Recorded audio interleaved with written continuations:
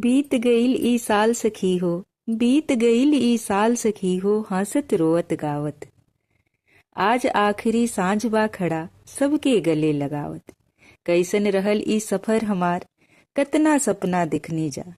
कतना पैनी कितना खोनी, कितना राह सिखनी जा।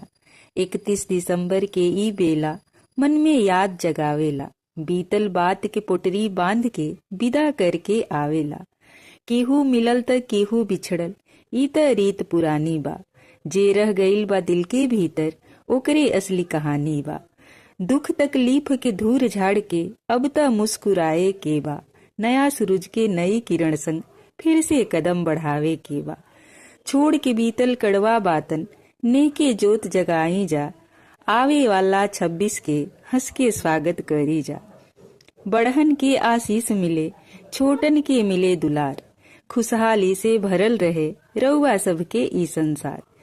पुराना साल की विदा करी नई उमंग के साथे, सबकर सपना पूरा होखे इहे दुआबा प्रभु के हाथे।